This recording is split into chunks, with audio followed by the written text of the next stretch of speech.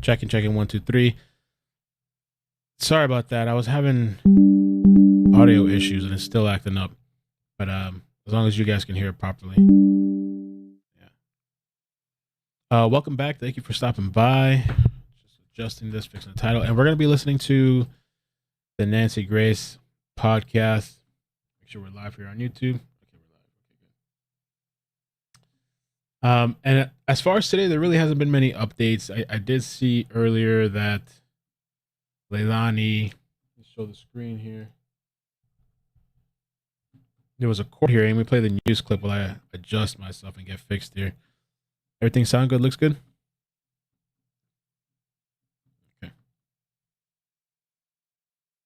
The prime suspect in the death of her 20. Thanks for joining. That there was a court hearing, and it was for the safety of her 2 other children. It's been almost 2 weeks since Quinton has been missing. Monday, she was in Chatham County Juvenile Court for the preliminary hearing about the custody of Quinton's 2 siblings. It was the first appearance of Leilani since Quinton went missing. She arrived with a mask and a dress and was sitting just feet away from her mother, Billy Joe, though their lawyers were sitting between them. Billy had custody of Quinton before he disappeared and still has custody of Leilani's oldest child, who was around 3 years old. Leilani and Billy both left the courthouse as quickly as they could after the hearing. There was a large law enforcement presence inside and outside the courtroom. It also says here that the fathers of Leilani's other children were at the hearing over video chat, as well as other family members. The grandfather of one of Leilani Simon's other children drove 4 hours to be at Monday's custody hearing. He said it was important to be there to support his grandchild. He also said the safety of his grandchild moving forward is at the top of his mind, as his grandchild's mother is the only suspect in the death of one of her other children. Judge Thomas Cole presided over the hearings. When court was called into session, WTOC asked to have a camera in the courtroom, but Judge Cole denied the request and also sealed the hearing from the public. Dang. Cole says the decision was made to protect the privacy and safety of children involved, though he does understand the public interest in the case. After he made that decision, WTOC had to leave the courtroom. Get out of here.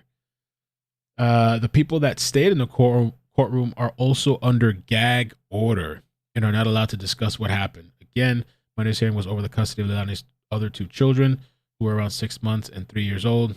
We do know that legally these hearings have to take place within 3 days of a child being removed from a home under emergency order.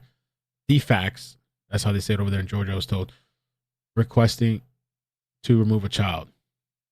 WTOC has asked for any records pertaining to Monday's court hearing, but weren't given them because the hearing was sealed. Just to be clear, this was not a criminal hearing, and Leilani has not been charged with anything. WTOC did ask if Chatham County Police Department for any updates in the search for Quinton Simon, and the department responded they didn't have any new information to provide. So I really haven't heard anything new today, officially. This was earlier. Like she was running out of court. Run. Moving quick.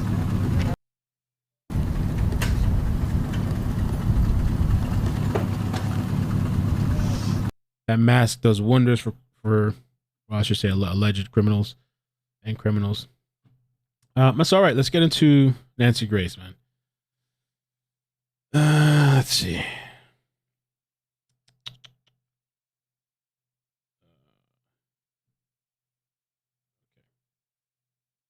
There's certified, and then there's BMW certified. With a 360-degree inspection by BMW trained technicians, an additional one exceptional offers available. How? So this is the podcast. We're going to be listening to Nancy Grace. And I was kind of wondering in the chat, do you guys like Nancy Grace? I know some people love her. Some people hate her. I can't stand her. Oh, I love her. Tell me in the chat what you guys think. Should I do a poll? I'm going to do a poll while we listen to this Nancy Grace. And if you guys on YouTube can please hit like, helps out with the algorithm. And the last stream that I did, some company, they went and blocked the video. The video that I played on Twitter, the French, whatever thing it was, they blocked the video. So I had to trim it out, and I'm still waiting for YouTube to process it. I don't know what's going on, bro. But yeah, they blocked that video. So I don't know. essentially killed the traffic on that video. But all right, let's go. How does a 20-month-old beautiful baby boy disappear? How does that happen? Just let that soak in for a moment, because I can tell you right now where my twins are. Exactly. I think I know where my husband is, but I definitely know where my twins are. So how does a 20-month-old baby boy vanish? Now, granted, there was that one time at Babies R Us where I was looking for organic sunscreen and was literally on the floor of this tall shelf looking. I turned around and there was Lucy and no John David. I screamed bloody murder. I got Lucy under my arm like a football, like a quarterback, started running, screaming, locked the doors. John David is missing. My son is gone. I could still remember hearing my feet. I was wearing Crocs, running along the Babies R Us linoleum floor. And then people started looking. Everybody ran to the door so he couldn't get out or nobody would take him out. And it was all I could dream. And then out from behind one of the aisles, my son playing hide and go seek snuck out. Oh, dear Lord. But that whole episode lasted a couple of minutes. How does your son disappear and you don't know where he is or where he could possibly be? That's what I'm talking about. I'm talking about Quinton Simon. I'm Nancy Grace. And you guys ever had a scare like that? Lose the kid? I've never had anything serious. I've only been in the store and you just look away for 1 second and not see her, but then she's right around the corner. You got to keep an eye on her. But I've never had anything like that happen. And I've never let my daughter play outside by herself. Some parents let their kids just go outside and they'll try to watch them from the inside.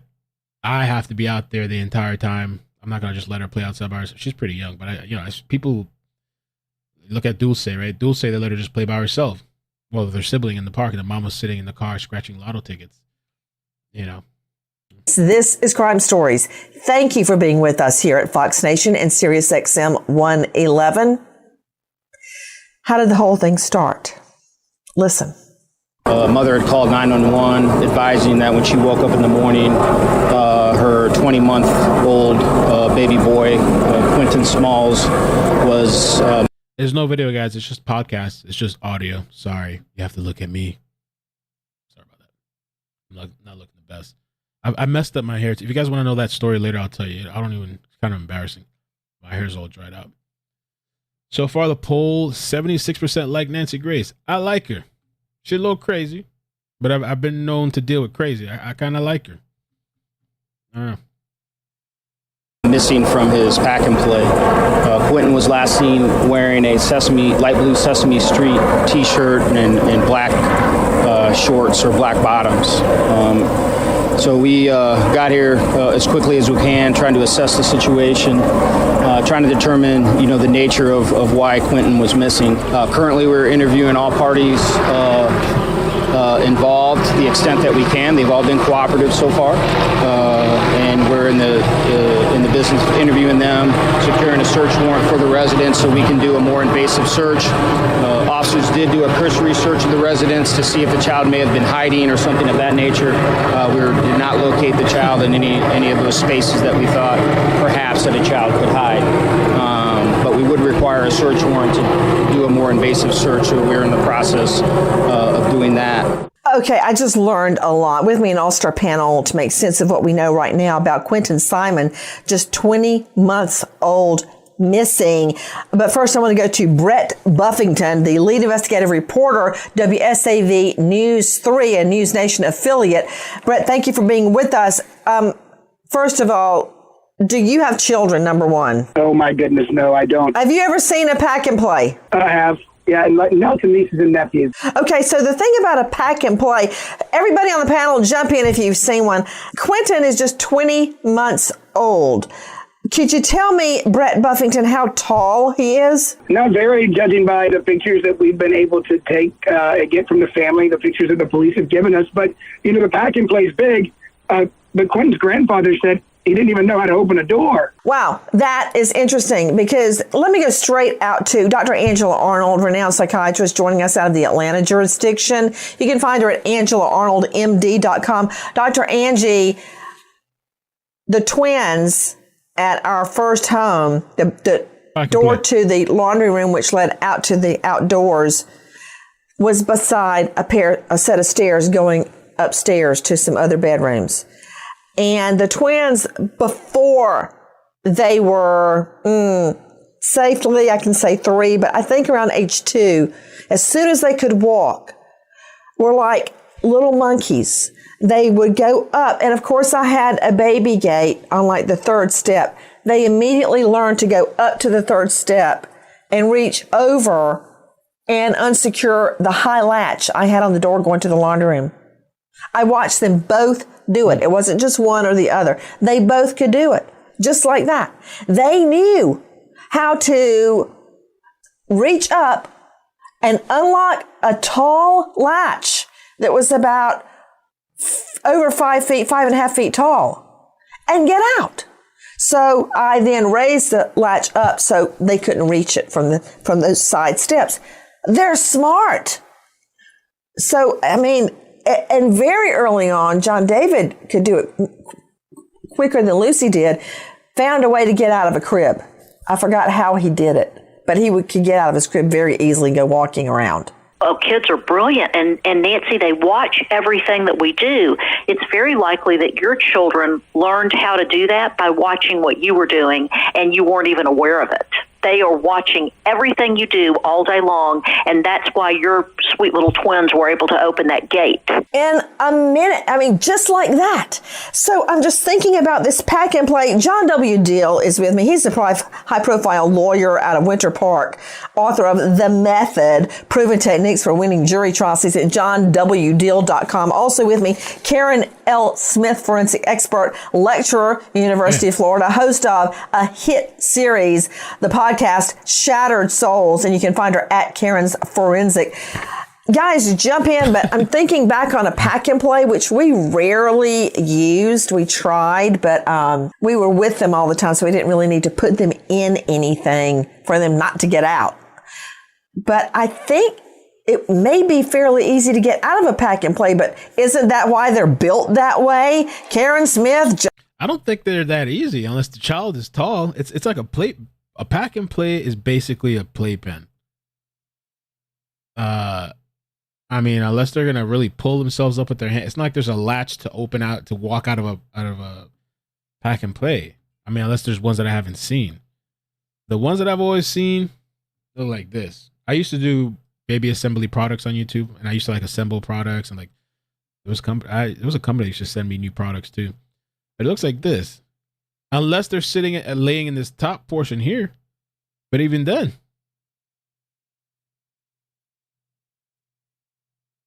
There was one of them I used to have that was really gangster. I think it was that one I was doing. I got that for free too.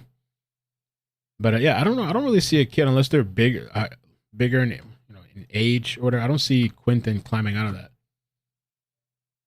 John Deal, Dr. Angie, jump in. So the child can't get out? Yeah, I don't believe they can. I think that's the idea, that they can't climb out of it themselves, especially at that age.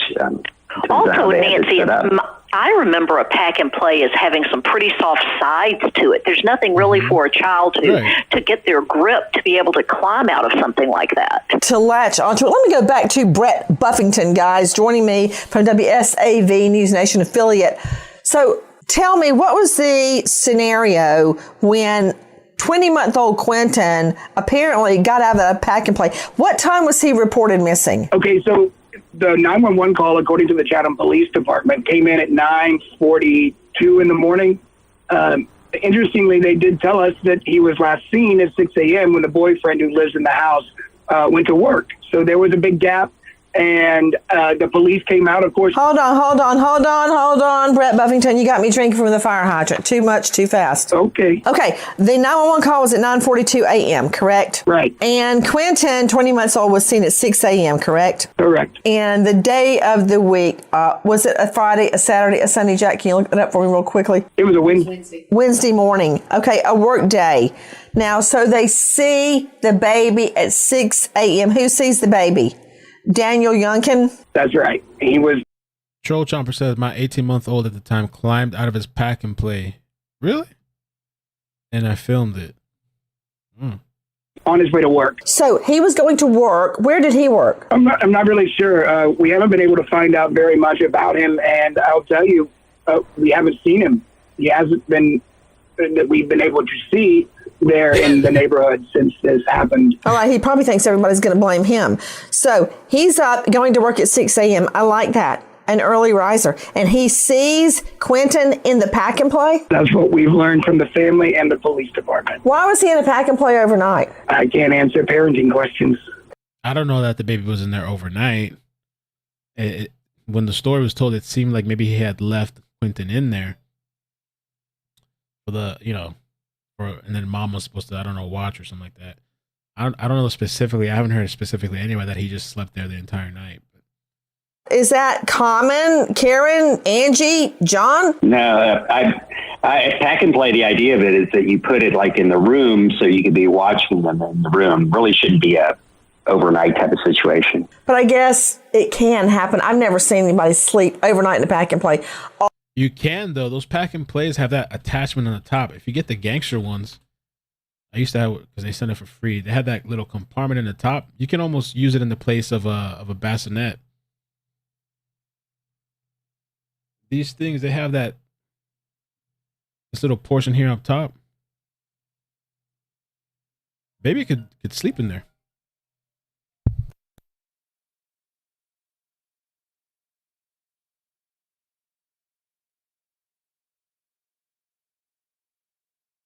Although, when I would travel with the twins, on one occasion, thank God in heaven, I only did it once. Go ahead and judge me. I didn't know what I was doing. I was at my parents' house, and I put them in their baby seats, their car seats, and I bundled up blankets and let them put that, and then I pulled the latch down so they couldn't fall out, so I could look at them all night. I later learned that's a perfect way for positional asphyxia, where the baby's kind of sitting up and it lets its head down and can't breathe. Okay, thank goodness I only did that one time. But I guess it can happen. Is that common? Karen, Angie, John? No, pack and play. The idea of it is that you put it like in the room so you could be watching them in the room. Really shouldn't be a overnight type of situation. But I guess it can happen. I've never seen anybody sleep overnight in a pack and play. Although, when I would travel with the twins, on one occasion, thank God in heaven, I only did it once. Go ahead and judge me. I didn't know what I was doing. I was at my parents' house, and I put them in their baby seats, their car seats, and I bundled up blankets and let them put that, and then I pulled the latch down so they couldn't fall out, so I could look at them all night. I later learned that's a perfect way for positional asphyxia, where the baby's kind of sitting up and it lets its head down and can't breathe. Okay, thank goodness I only did that one time. But things happen. So the baby, they say, fell asleep in the pack and play, spotted at 6 a.m. Now, Brett Buffington, do I understand the mom is getting up at 9:42 a.m.? Well, that's interesting because we know before that there was text message conversations between Daniel and the babysitter. The babysitter told us, who lives down the street, that she wasn't needed that day. Everyone. And we know that there was another text message from the grandparents to the babysitters before 9:42 asking had she seen Quinton. So we know that there was commotion looking for this 20-month-old little boy, but we know that there's a gap there that hasn't been explained. Wait. You're saying that they woke up and they started looking for the baby, and then they called 911. Is that what you're saying, Brett? That's right.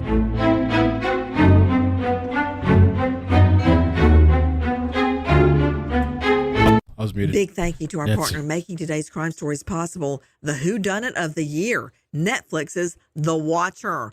Imagine you The finally Watcher. buy the Anybody house watched of your it? dreams in the suburbs of New Jersey and get to move there. I've been put in charge of watching and waiting for its second coming. This message will not be the last. Anybody watch The Watcher? I am the Watcher. From Ryan Murphy, The Watcher, a new limited series based on a true story about a family that moves into their new home in New Jersey only to be terrorized by an anonymous harasser called The Watcher, who continues to send them threatening letters. Naomi Watts and Bobby Cavalli play the married couple who finally achieved their dream of this big, beautiful home in Jersey, sold by realtor Karen Calhoun, played by none other than Jennifer Coolidge. Their dream turns nightmare as each new letter from The Watcher arrives. Will they find out who's behind the letters? Cast and crystal clear water as far as the eye can see. It's a Carnival cruise vacation. So can we, and on a day, choose. Offering over 200. Is it possible to watch a chase and listen to the Nancy Grace podcast? You guys mind if we're going to listen to, all right, I don't know. Can we do this? Can we multitask? 50 engaging bachelor's to its academic programs and throughout its which you may. One, flight is an indication of guilt, or two, he thought everybody would be pointing the finger of him, so he became scarce. But where's the bio dad? You always want to look for the bio dad. Take a listen to Police Chief Jeff Hadley, Chatham. We've located the biological father. He works very north of here. We don't believe he has anything to do with it being a custody thing or anything like that at this point. We have not determined whether or not it is an abduction or kidnapping. Therefore, we did not issue an Amber Alert. That is a requirement of an Amber Alert, is to law enforcement has to be have that belief that an abduction has taken place. So okay, so no Amber Alert, and the bio dad has been cleared. What more do we know? Take a listen to our friends at WSAV. The Chatham County Police Department told us that Quinton was last seen around 6 this morning and was reported missing around 9. A massive search with law enforcement and neighbors took place in the hours that followed. At nightfall, they launched a helicopter with thermal imaging to continue the search for 20-month-old Quinton Simon. We've also learned a dive team arrived near the scene tonight. Our crews witnessed investigators going through the garbage at the property on Buckhalter Road near Girard Avenue. We told you earlier that the FBI had asked for a search warrant to look inside the home, and since then we've seen agents actively searching the home and taking pictures. Okay, I'm just letting all of that sink in. A lot is jumping out at me, but let me circle back to what we know about the search for 20-month-old Quinton Simon. Take a listen to more from our friends at WSAV. This is very much still a very active search here this afternoon, this evening now, as we've gone into over 7 hours of this search looking for little Quinton. I can tell you here in this neighborhood, people are very concerned tonight. And neighbors here tell me that they've seen this little boy out before, and they've seen him wandering on this street before. The search for this little boy, Quinton Simmons, has been expansive in the air. All right, you guys want to pause Nancy to listen a little bit to the chase? What's going on? It's probably going to be over quick. 60% say yes. 41% say no. Lord almighty. That's always happens, doesn't it? Near the 101 and the 110, all the way to 200 streets, down in the San Pedro area, just ripping there on South Vermont. Can somebody mark the timestamps for this so we can timestamp for people rewatching? Towards the 10 freeway, Marla. And looks like he's going to get it. He's going to get on that freeway right here. There's the back on the freeway. So now we're getting on the 10 West. And this is going to create another situation for officers in terms of how they're going to handle this pursuit. Once you're on the freeway, it's a different beast in terms of the vehicles, the vehicular traffic, whether or not there's a right shoulder area for this. You guys wanted to put Nancy on and the chase on the audio? There's portions of the 10. I'm watching it with our real-time traffic system that's jammed. It's rush hour. It's Monday. And again, even though the sun has set and darkness what horrible is timing, exiting now the freeway here. So he didn't want any part of that. Now up on the curb there. Oh my God. Off the road, right turn. What is he doing?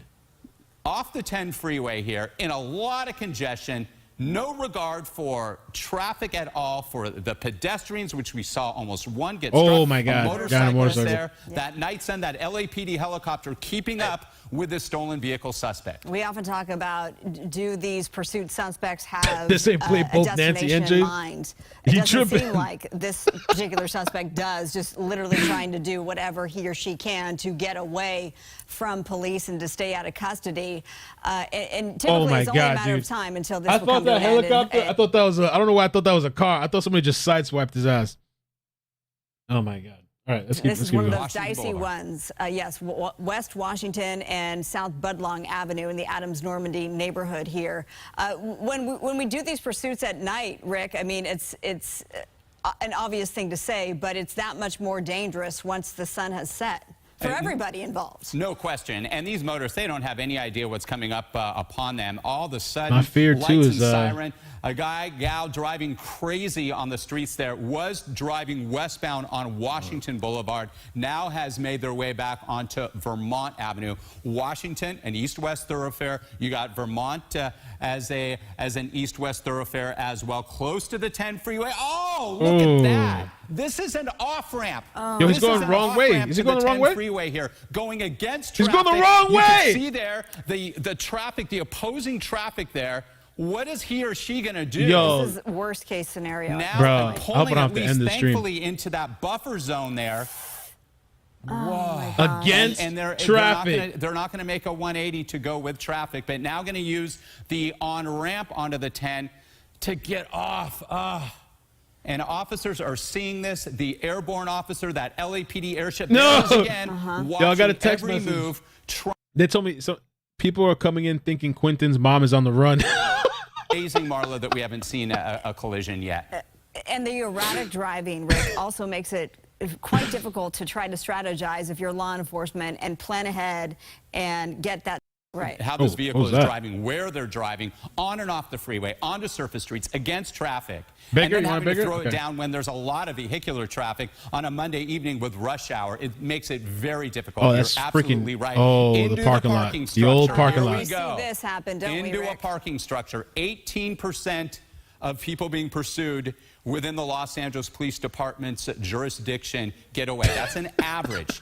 Many of them on motorcycles, many of them in parking structures like this. The idea is to get up and around, maybe on the 3rd or 4th floor, bail that vehicle, try to get out, and try to make themselves blend in with whatever is happening inside there so that the officers don't know. Here they go inside that parking structure. They'll now put a perimeter on this parking structure. Oh, look, that's him. I think that was him. Was that him running? In and out traffic. Yep.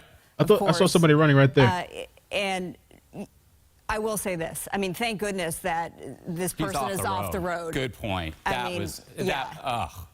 So many close calls, so many people in their vehicles almost being hit head on. We saw at least that one pedestrian within just a foot or two of being struck. Oh, you know, so it's what they're canceled. going to do, they're going to seal this. They're going to seal this structure off first. They're going to set that perimeter. We talk about perimeters with breaking news or fire, essentially setting that line, that yellow tape around whatever it is that they're trying to contain and prevent that individual from exiting there, at least with the vehicle. At least they've stopped that, because that was the danger to so many innocent people trying to get home from work, from school in Southern California on foot, on their bikes, or in their vehicles. This looks like maybe some sort of a business park. This doesn't look like a mall, which we've seen plenty of times 10 before. at Hoover Street, and again, that's in the downtown area there. Okay. And we'll have to get an exact location on the on that facility there. Night sun's still up, units are there, containment being set up, Marla. Okay, so we're gonna leave it right there. Thank you for taking part in our latest stolen vehicle pursuit. We're gonna have much more right after the break. Stay with us.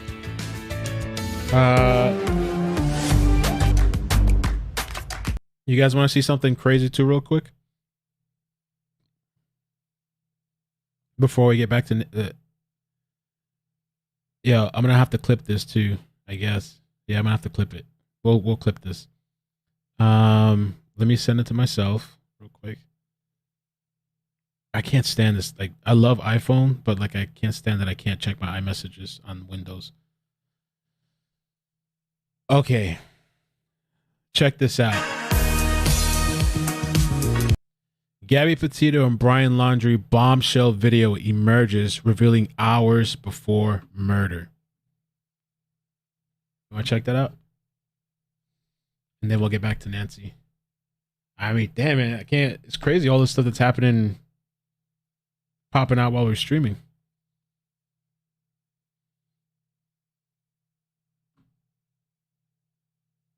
All right, we're gonna clip this here.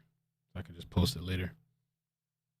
So it says Gabby As the Petito. medically complex patient population continues to rise, hospitals are turning to inpatient rehabilitation, contract management, and joint venture partners. All right, let's try again. Okay, so we got, wow. Gabby Petito and Brian Laundrie bombshell video emerges revealing hours before murder. New video shows Gabby Petito and Brian Laundrie at Wyoming Whole Foods hours before she is believed to have been killed outside.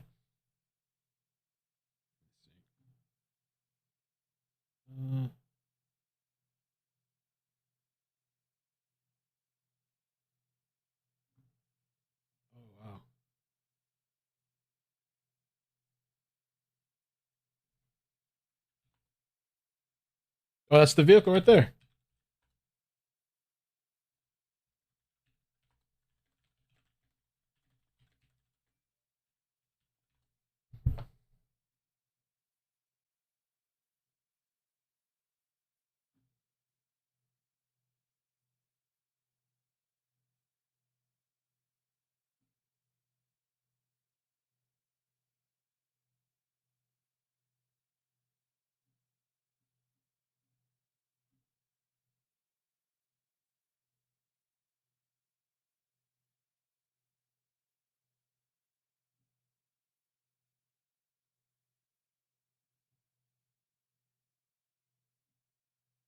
Oh shit, there's Brian Laundrie. Look at that.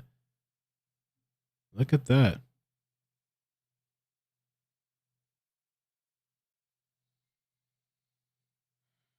I don't know why people blow me up when I'm streaming like irrelevant stuff.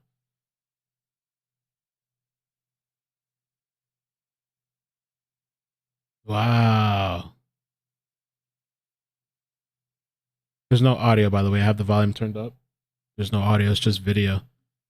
Holy moly.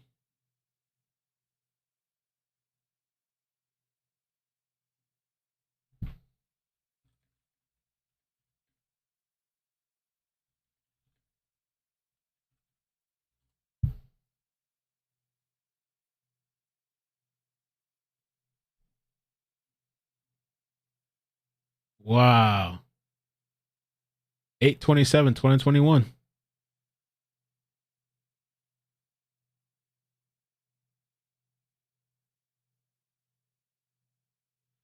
Okay, 2:30. Oh shoot.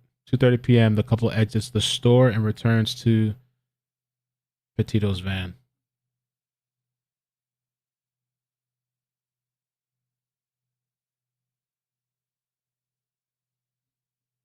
I can't zoom in right now. I can edit it later. Or I can try after this. I don't know if I don't want to mess with the video now, but I'll try after this, see if it lets me zoom in.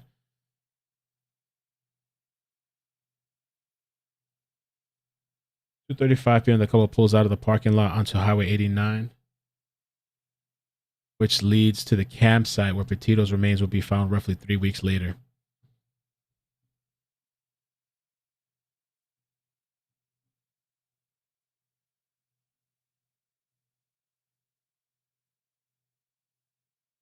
Yeah, we'll do Nancy right after this. We'll go back to Nancy. Damn, man, that's crazy to see.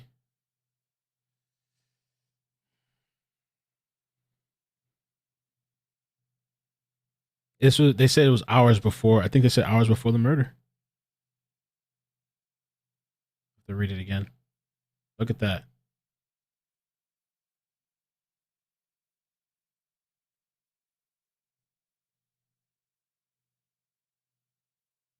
Damn.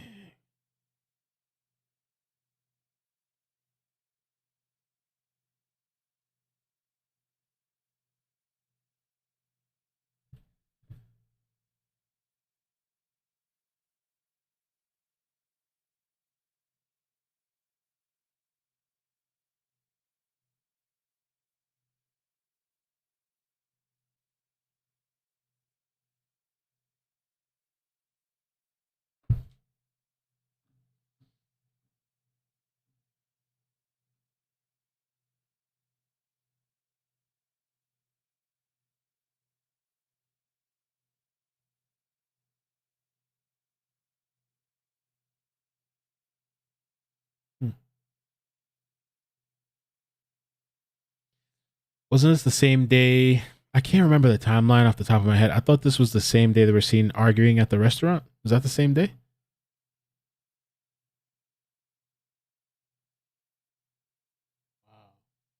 Wow.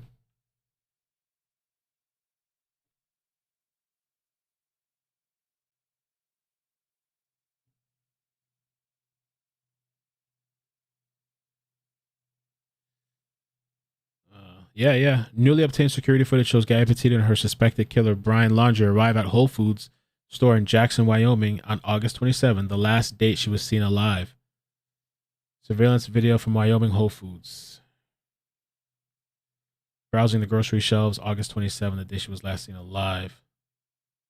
The video obtained by Fox News Digital shows Petito's distinctive white Ford Transit van pulling into the parking lot around 2:11 p.m. shortly after the couple left the Mary Piglet's Tex-Mex restaurant in the town following a public argument between Laundrie and three females restaurant staffers. A seemingly irate Laundrie left and returned to the restaurant 4 times before Petito apologized.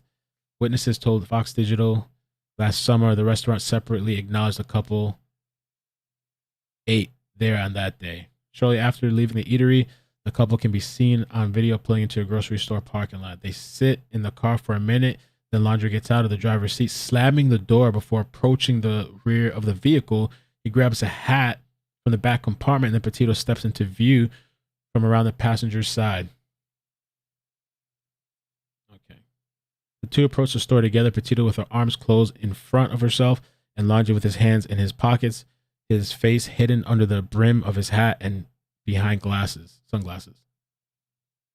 Interior cameras from several angles show them making their way through the store for about 15 minutes. There is no audio. At one point, Petito can be seen selecting some cheese from a display near the coffee bar and placing it into a tote bag. They leave out a different doorway from the one they arrived in. Oh, look at this. Yeah, Petito at the bottom left here. She can be seen making a selection to the cheese display at the Whole Foods store. Okay. They cut through the parking lot back to the van where they sit for another 20 minutes before pulling out onto Highway 89, the road leading to Bridger Teton National Forest campsite where Petito's remains would be found 30 miles north roughly 3 weeks later. Okay, the rest we know. The rest is history, I guess.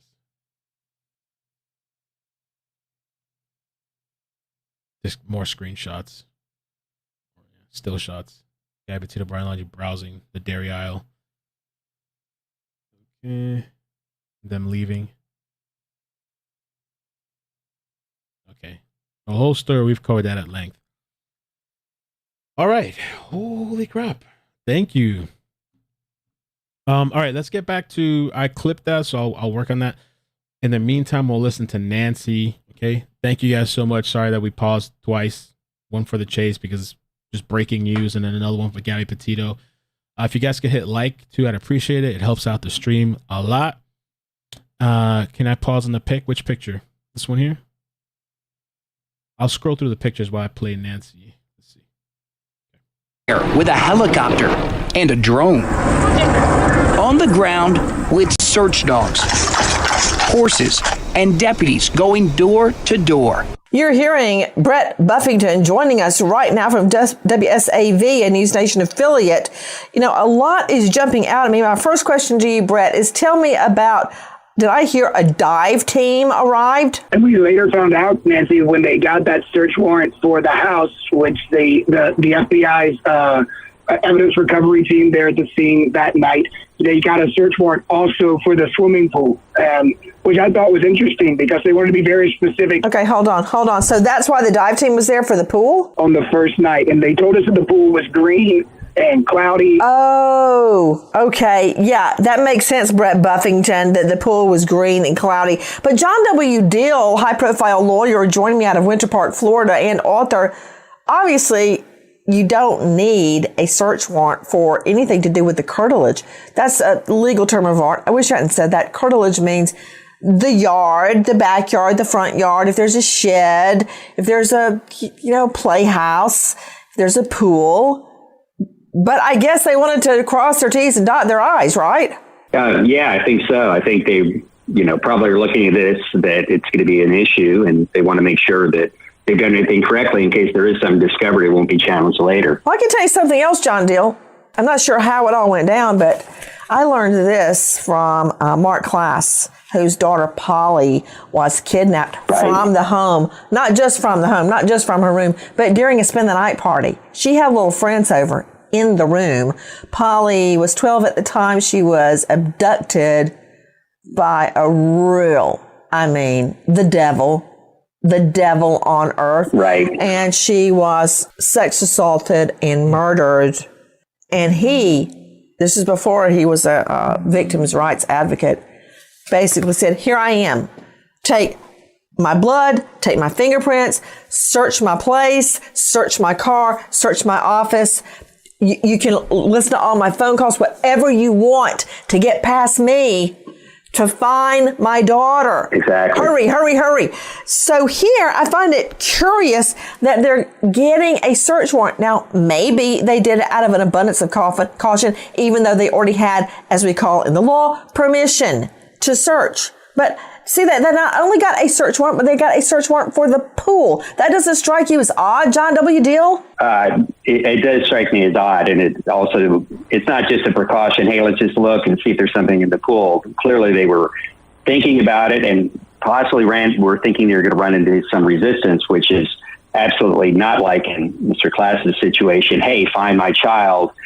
I'll take myself out of the equation by giving you all the information you need. So it is curious for sure. And there could have been any number of things in that pool. With me is Karen L. Smith, not only the host of Shattered Souls podcast, which is a huge hit, but she's a forensic expert. There's a lot of things that could be found in that pool, not just Quinton himself. Absolutely. Nancy, what you just said, it hit me as a red flag, too, getting a search warrant for a pool. OHELLNO, girl. I'd be going, get in the pool, get in the pool. I'd be in the pool myself, trying to find out if my son was at, I don't even want to say, if a baby was at the bottom of the pool, wouldn't everybody be jumping in? Absolutely. 100%. So yeah, that struck me a little odd as well as the search warrant. You're right. I mean, Mark Klass hit it on the head. Check my house, check my office, check my phone, just find my child. And when you have a search warrant for a home, that kind of spins this whole thing on its head to me as a forensic person. But on the other hand, Karen, maybe they had permission and they just said, look, just go get a warrant. Maybe they ordered the warrant before they got, you can get a warrant over the phone, but who knows how that played out. Well, the neighborhood in a ruckus, in an uproar. Listen. The search for Quinton is news neighbors have found shocking. It's a kid that's probably scared. Casey Bowers, not the only one with that feeling that they had to do something. Michelle Miller and her friend, they're both mothers. I mean, I would be devastated and would want everybody to help me as well. If it was my child, I'd want everybody and anybody that's willing to help come out and look. It's why they showed up on this four-wheeler. So far, there's been no sign of Quinton. The Chatham County Police Chief admits this search is emotional, adding his investigators will find out what happened. I'm curious. Tell me about it, Brett Buffington, joining me, SAV and News Nation affiliate. Tell me about the neighborhood joining in to search. Oh, yeah. It was just like you would expect for a missing child.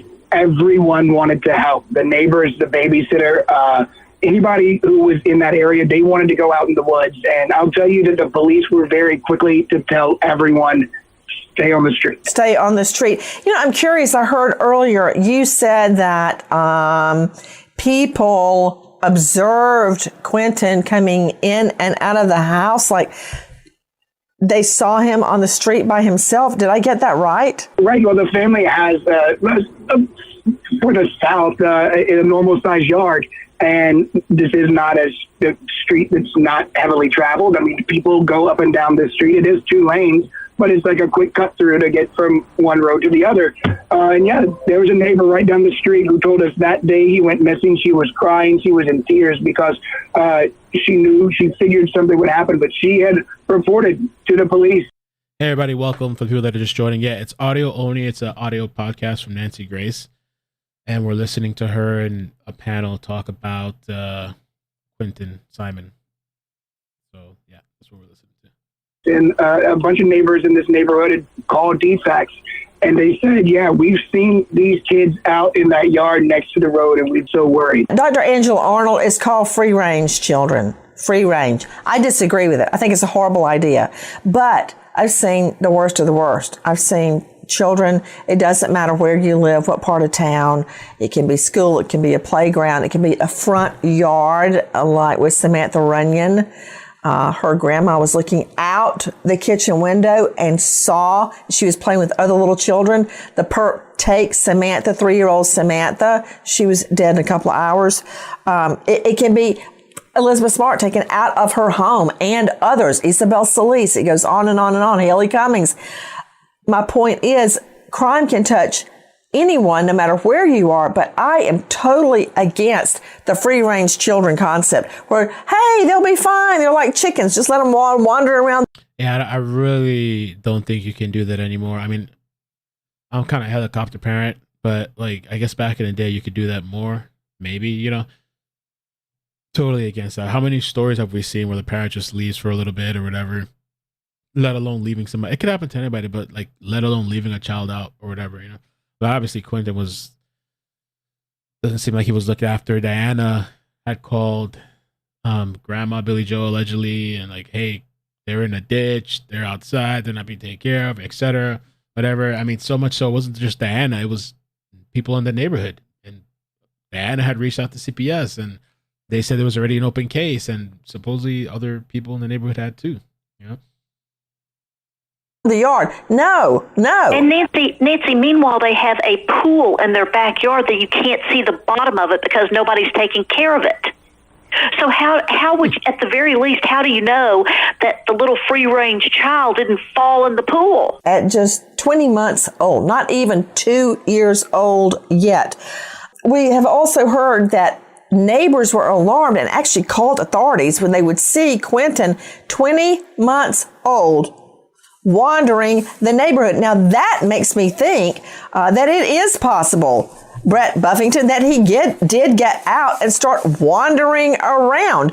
Guys, take a listen again to our friends at WSAV. But we're learning that Quinton Simmons, at just 20 months old, has wandered off before. He was running back and forth in front of the house, and I was afraid he was going to get hit. That neighbor didn't want to show her face on camera. She cried, telling us the story. Today, the police officer came up and asked if she could look in my backyard. Her home is just one of the many places police have searched. So let me understand, Brett Buffington, the police were actually going door to door? Oh, yeah, and I want to tell you that clip you just used, it was so chaotic there, we didn't even have the right name for the kid yet. We called him Simmons, the police called him Simmons, they called him Smith, and then we found out in the end that it's Quinton Simon. But yes, of course, the police, they had the Savannah Police Department sent out horses. There's mosquito control, put a helicopter up, and then the police helicopter came later. They had a drone, and yeah, officers were knocking on doors trying to find this little boy. That search radius about a mile by a mile and a half when police first started searching on that Wednesday. And Brett Buffington, everybody joining me, WSAV News 3, News Nation affiliate.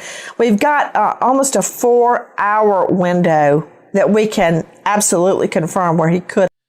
And I just saw Daily Wonder in the chat says that pool was not dirty. Yeah, I don't know the conditions of the pool. They said, well, she said it was dirty. Yeah, I don't know that it was dirty or not.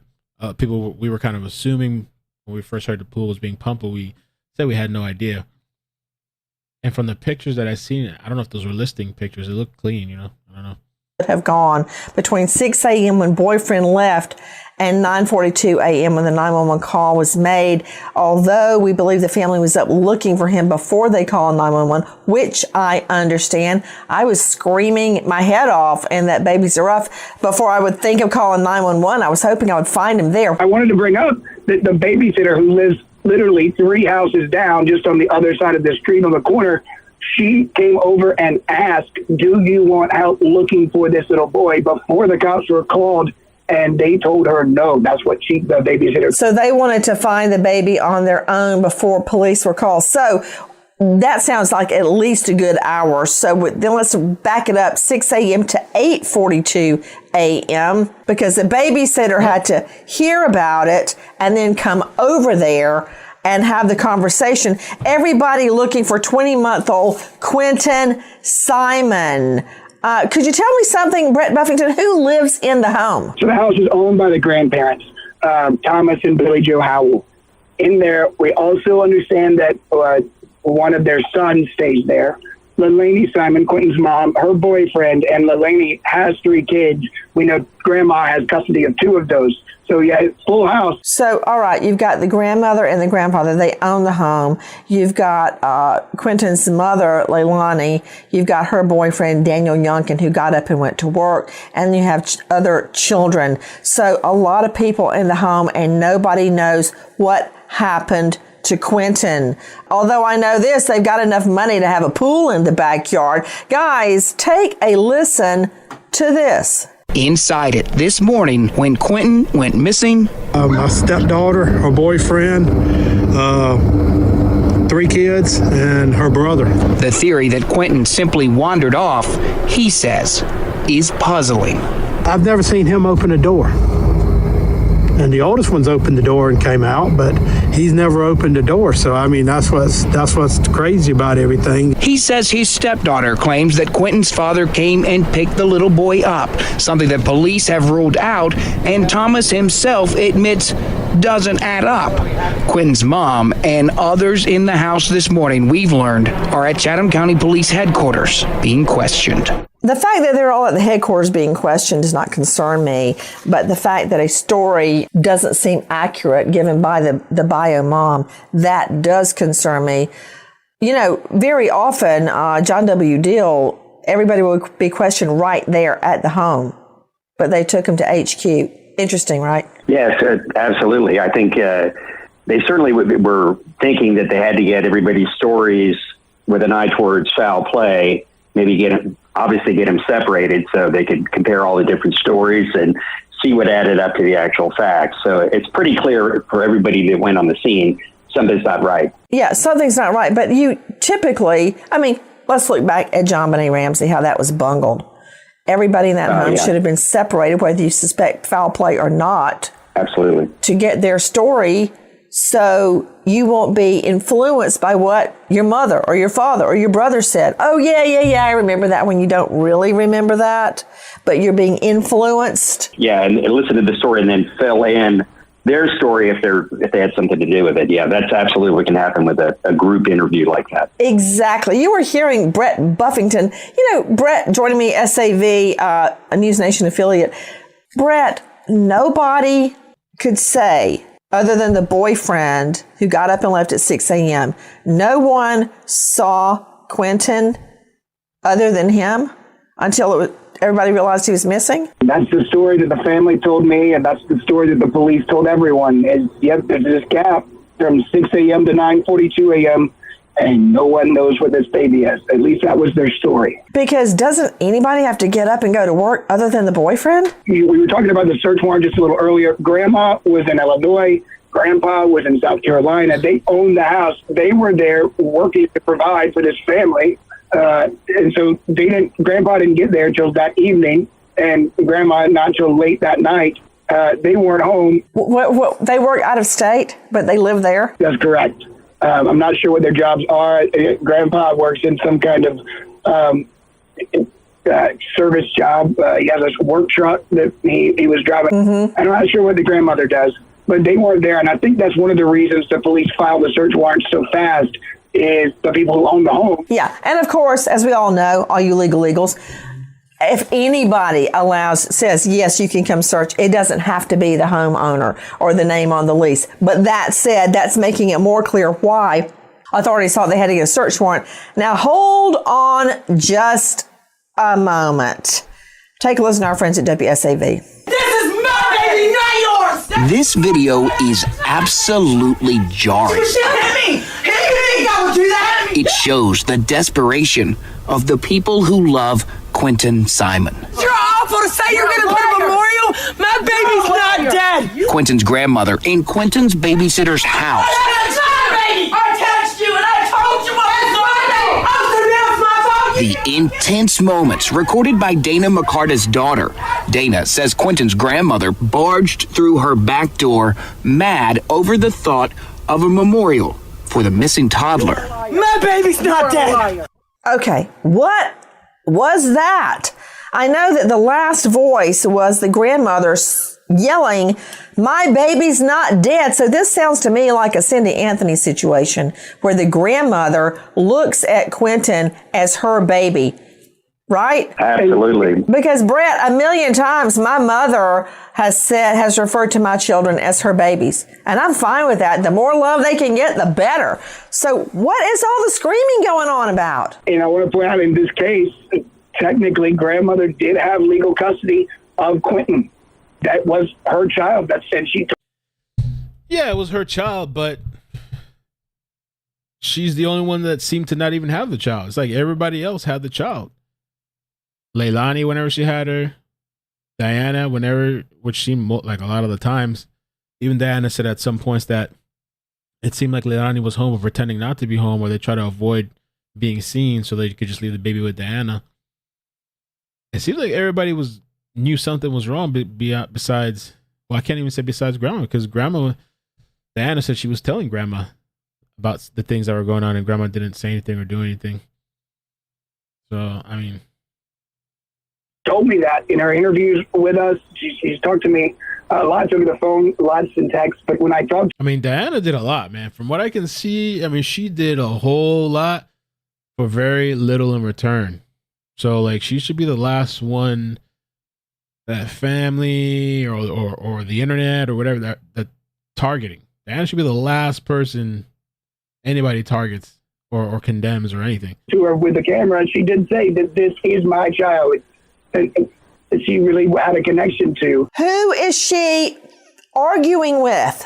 Who wanted to have a memorial? The other lady who loves Quinton so much, and we know that, is the babysitter, Diana McCarta, and she was sitting in her house. This was Saturday a week ago when Grandma barged in the back door. Of course, they're very upset. They're very emotional, and when you get media fatigue, the cops are there. There's TV reporters in front of your house, so obviously they had been emotionally drained, and if you listen to that entire clip, you can hear the emotion, and they care. But she barged in the babysitter's house, and they just had a screaming match at each other. Well, I got to tell you again, that reminds me, John Deal, this is your neck of the woods, the Kaylee Anthony case, because I've got to tell you, I've met George and Cindy Anthony, and I know a lot of people don't think this, but they're perfectly nice people, and they have been devastated. Without question. By Kelly's death. And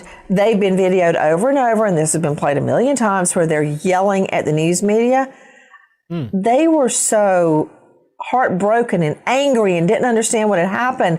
And the news media was camped literally at the edge of their lawn. And their front yard's not that big. You can't even go out the door without the media yelling at you. And at one point, George and or Cindy were out there yelling at the media to go away.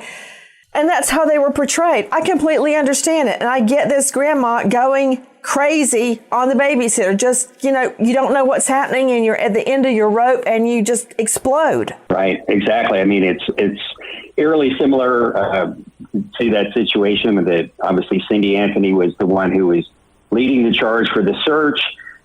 George was obviously devastated. And then we had their daughter, the mother of Kaylee, was acting obviously erratically. So I can't imagine the pressure they were under.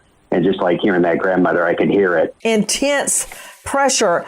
Okay, with this potpourri of emotions and facts that don't fit together, I get what's coming down. Take a listen to our friends at WJCL. For the first time today, Chatham County Police Chief said there is a possible criminal element to this case. But still, 5 days in, Quinton is missing.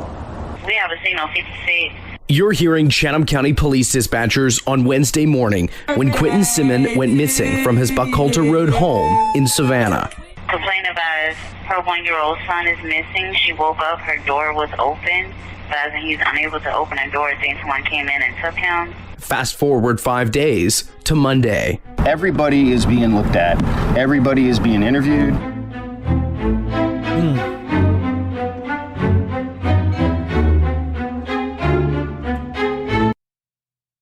big thank you to our partner in making today's You Move In. I am the watcher. Personal pizza and supply. Doctoral proofs for which you may qualify. To Quinton's disappearance. The grandma has legal custody. The grandma is out of town and the grandpa is out of town. I guess that's why they have the babysitter so often that the grandmother has arranged. Who was watching Quinton the morning he disappeared? His mom. How long had the grandma been gone? Was she gone overnight? Oh, for sure. I don't know exactly how long. She told us that she got the news and she got back to Georgia as fast as she could, but I mean, obviously overnight. Baby goes missing on mommy's watch. That's correct. Another thing about mommy, Brett Buffington. Hey, the rest of the panel, please don't sit back and sip your latte. Jump in. Brett Buffington, another thing. Is it the mother, Leilani Simon? This is Quinton's bio mom. Didn't she say, is she the one that said the bio dad came and took Quinton? And her parents, her stepdad, Mr. Thomas, and her mom both told me that there was absolutely no way that happened, that the bio dad hadn't been involved in this kid's life since he was born. So that's not just a mix-up where she thought, oh, this was the day he was going to come pick up Quinton. Oh, no. No. Okay, I don't like that at all. It was incredible police work. They had this 9:42 in the morning on Wednesday at 2:30. They announced they'd cleared the dad. Nothing to do with him. Okay, guys, it's turned into a criminal investigation, or it's heading that way. Take a listen to Diana McCarta. This is the babysitter. A lot of people are saying, well, you're the babysitter. You should have did more.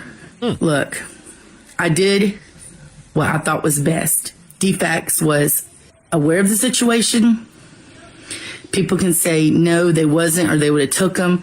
Look, I don't know all the circumstances, but I know DFACS was aware. And I know that I did contact the grandmother a lot via text or calling because she had custody. DFACS was aware of this. I think that she's trying to take the heat off of them. Diana talking with us today, telling me she's called Georgia's Department of Family and Children's Services about Quinton and his siblings before. DFACS told you that. And that's the thing. A lot of the people online, they kept getting, and I never understand these people focus. They have all this energy for innocent people. They never like focus on actual like suspects or the actual like perpetrators of abuse or anything like that. These people just go for random people or people that have been actually there supporting it. It makes no sense to me. So one of the things that some people were saying is that, oh, she needed to be called CPS. She's just as guilty. I don't know how many articles, news articles, videos that's been put out, her own statements that's been put out, but these people, I think now maybe they've moved on from it. I think they've moved on from that, whatever, like the news and everybody has already said it. She's reached out, and that it wasn't just her, people in the neighborhood as well. I mean, yeah. There was a case. Yes, absolutely. Diana isn't the only neighbor here to tell us they were concerned about the children in this home. I was afraid she was going to get hit. Afraid that the baby would be hit by an oncoming car. Was that the problem, Brett Buffington? Neighbors were afraid the children were out in the yard and on the street too much? We know the neighbors, the babysitter, they had all reached out to DFACS, according to what the babysitter told me, and there was an open DFACS investigation, according to what Diana said. And yeah, we know that the calls from the neighbors were because they saw the children out in the yard unsupervised. Okay, so it was an issue of non-supervision. That's why DFACS kept getting called? You know what Diana told me? Yes, she said there was just so many people in that little neighborhood. They're worried that one of them was going to get in the street and something bad would happen. And I guess once again, Dr. Angie Arnold, DFACS did nothing. Right. Well, one of the comments that I want to make, first of all, Nancy, is, it's very difficult for people to call DFACS. Nobody wants to call DFACS. I call them all the time. Shit. Ask some of these people that falsely on YouTube. I've heard so many stories of these people falsely getting these people called on them. But in general, I could see that maybe people are kind of hesitant. Maybe they feel guilty, or maybe they're worried about the child getting into a worse place. But clearly with Quinton, it's, I guess he's definitely better off in some being removed from the home, and hopefully they can put him somewhere safe, whether it's with family or somebody else. So, and I was thinking too, because like, I don't know, what do you do? Like, what do you do in that situation? What would you do if that was you? What would you do if, I don't know, in the same situation as Diana, you're babysitting a child that's being neglected at home, and the person that has custody of that child, maybe, I don't know if she tried reporting that the grandma is not even watching the baby. It seems like she just tried to contact him, but what would you do? And CPS told you, yeah, we already got an open case we're looking into it. So what can you do? The most you can do, I don't know, maybe keep an eye on the kid if the entire neighborhood's calling. And it reminds me of the story that we just covered earlier. The story where the woman dismembered her landlord. These people called the police like 5 times from the day before and the day of. A woman was dismembered. These people literally had to go out there themselves and I guess follow or communicate with the tow truck driver where this woman was getting rid of the evidence or whatever. You know, I mean, what do you do when nobody's listening? I don't know what you're talking about. Do you really? Yeah. Well, I think it's hard for neighbors to do something like that. So, but that would mean to me, if the neighbors are doing it, this was happening a lot. Actually, let me correct myself. I've called 911 many times. If I see, for instance, parents on the side of the... Maybe 911 would be the thing to do instead of reporting your CPS. Like if they're wandering alone in the street. Fresha, hey Fresha, how many cases of kids being filled by CPS harming in Montgomery? Yeah. Mm-hmm. The interstate, you know, when you on-off ramp, trying to get money and they got their babies there, or people wandering in parking lots, trying to get money, or children wandering alone in a parking lot. Yeah, I don't have any problem with it. I understand that, but really and truly, Nancy, psychologically, it's a little bit more difficult for the people that live around you to actually call defects. So what that means is this was a really bad ongoing problem. These children were not being supervised, and we can play around with that term of, you know, what was that term that you used about just wild children being able to... Free range. I like free range chickens. That's certainly putting perfume on a pig. I get you. I hear what you're saying, that neighbors don't want to rat each other out, but apparently these neighbors were more concerned about Quinton and what they know. Guys, I want you to take a listen to our cut. Jackie, please play Police Chief Jeff Hadley in our cut 23. Our investigation over the last 8 days has led us to the heartbreaking conclusion that 20-month-old Quinton Simon is deceased. We have named his mother, Leilani Simon, as the primary suspect in Quinton's disappearance and death. We have not made an arrest or filed any charges at this time. And more in our cut 27-28. I cannot get into any specifics relative to evidence. What I can say is the evidence that we have so far, based on multiple search warrants and interviews, has led us to the conclusion that Quinton is deceased. The investigation doesn't end, right there. We will continue to investigate this until its final conclusion. Brett Buffington, lead investigative reporter, WSAV News Nation affiliate. Why are all arrows pointing toward the mom? Police came out and flat out said, suspect number one. But why? They didn't get into any of the details. We pressured them. I asked the police chief at that press conference, you're telling us that you think you have a dead child now. You have no body. You have all these people who are so concerned about this little boy. Tell them why you no longer think he's gonna come home.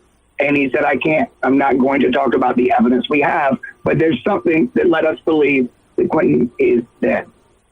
Also, Nancy, when a young child is murdered, the most frequent perpetrator is the victim's parent or step-parent. That is written in stone. Right now, tensions are running high in the search for Quinton Simon. We know that the bio mom, the mother, Leilani Simon, is now considered suspect number one. And police are telling us without reason, they believe this baby is dead. We pray that is not true and wait for justice to unfold. Nancy Grace, Crime Story, signing off. If you have information, please dial 912-667-3134. Repeat, 912-667-3134. Goodbye, friend. Okay. That was Nancy Grace. I put the link to the podcast in the description, so if you want to watch that uninterrupted. It's an audio podcast. I know a lot of people are joining and saying, where's the video? So there's no video on that. We're just hanging out to hear some of the commentary that Nancy Grace and the panel had to give.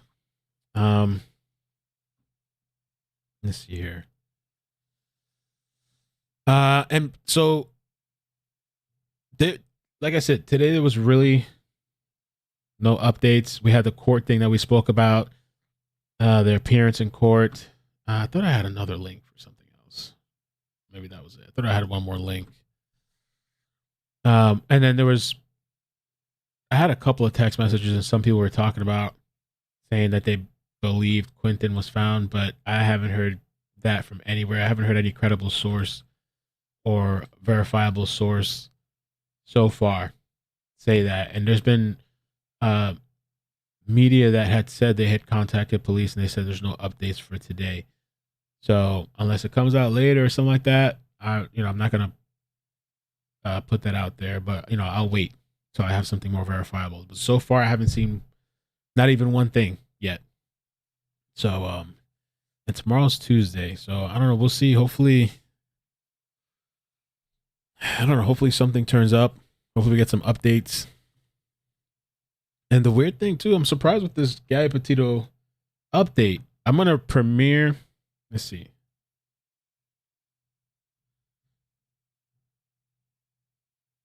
Okay.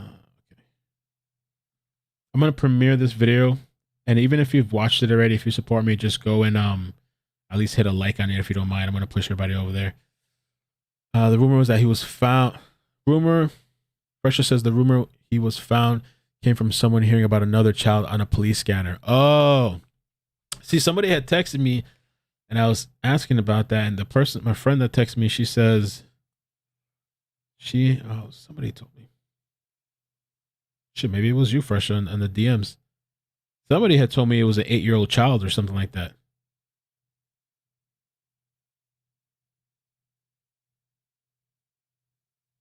I don't remember who texted it to me. Somebody had told me they confused it and that it was actually some 8-year-old child that was found or something like that, but it's not Quinton.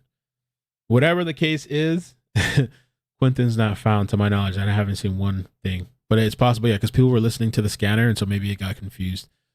Just kind of like, I feel like there was a story like that, so I forgot who it was, where there was a scanner audio, and there was some confusion. It was kind of crazy. I forgot what story. It was a big story. I can't remember. Scanner about 8-year-old. Okay, so that's what it was.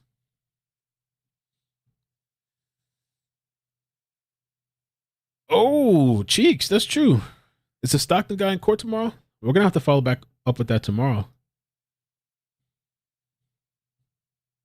It wasn't me, but that is correct. Okay, yeah, somebody had told me earlier, somewhere in the DMs or text message, it was an 8-year-old. No, the suitcase thing we covered down in the last stream, Shelly. There was a child, I don't know if it was 15 or 16, found in Paris in a suitcase and had numbers like put on them. It wasn't written, it wasn't marked. It looked like they said like some sort of machine or something.